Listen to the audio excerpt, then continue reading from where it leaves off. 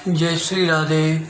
आनंद आशुलिपि पत्रिका अंक 34, प्रतिलेखन संख्या 25, गति 100 शब्द प्रति मिनट, कुल शब्द 500। प्रारंभ करें। महोदय, हम स्वाधीनता की स्वर्ण जयंती मना रहे हैं।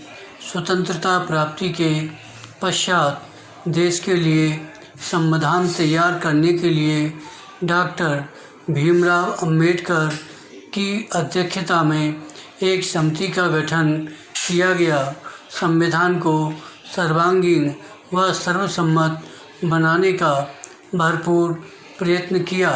सर्वविदित तथ्य है कि सदियों से परतंत्र रहने के कारण भारत के पास ऐसा कोई लिखित संविधान नहीं था जो संविधान निर्माताओं का मार्गदर्शन करता। विराम। प्राचीन ग्रंथों में वर्णित कुछ ग्रंथ जैसे चाणक्य नीति, कौटिल्य का अर्थशास्त्र थे, परंतु वर्तमान विशाल भारत के लिए कदाचित वह अप्रासंगिक हो गए थे। उस समय समिति के समक्ष England, America, France, Germany, Soviet संघ आदि के संविधान थे। अब प्रश्न यह था कि भारत के संविधान के लिए किस प्रणाली को अपनाया जाए, ब्रिटेन का संसदीय संविधान अथवा अमेरिका, फ्रांस, जर्मनी आदि की राष्ट्रपति प्रणाली। पैरा। अब तक भारत ब्रिटेन के संसदीय संविधान के अंतर्गत ही प्रशासित होता रहा था, अतः यह प्रणाली कुछ सुपरिचित और सुगम सी लगी। फलतः उसे स्थगित करने का मन नहीं हुआ।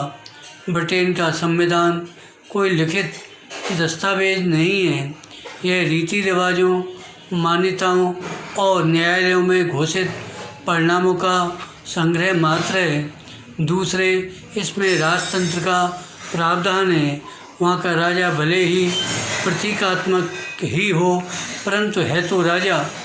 भारत तो लोकतंत्र है, इसमें राजा जैसी व्यवस्था का प्रश्न ही नहीं उठता, अतः उसे पूर्ण रूपेण नहीं स्वीकारा गया।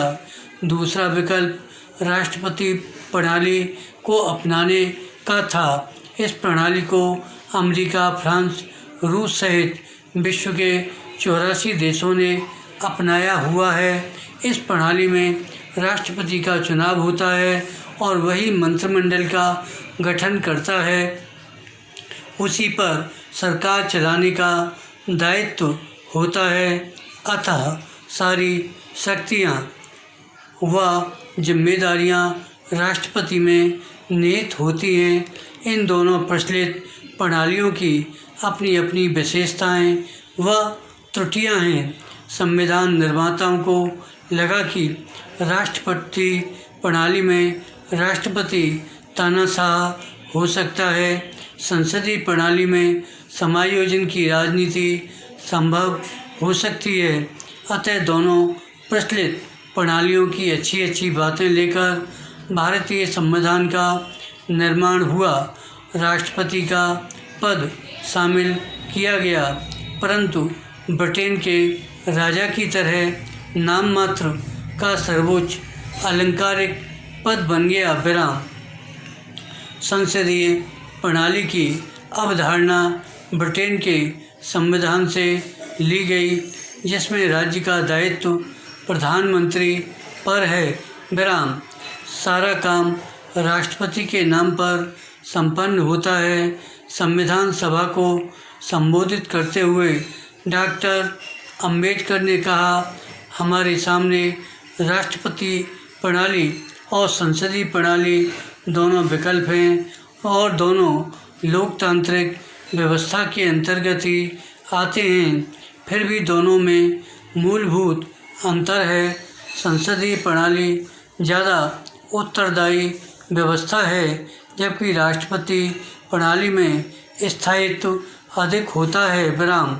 हमारे संविधान निर्माताओं ने स्थायित्व के बजाय उत्तरदायित्व पर ज़्यादा जोर दिया। फिर भी सावधानी के तौर पर भारत में राष्ट्रपति और संसदीय प्रणालियों का सम्मिश्रण किया गया है। विराम। धन्यवाद।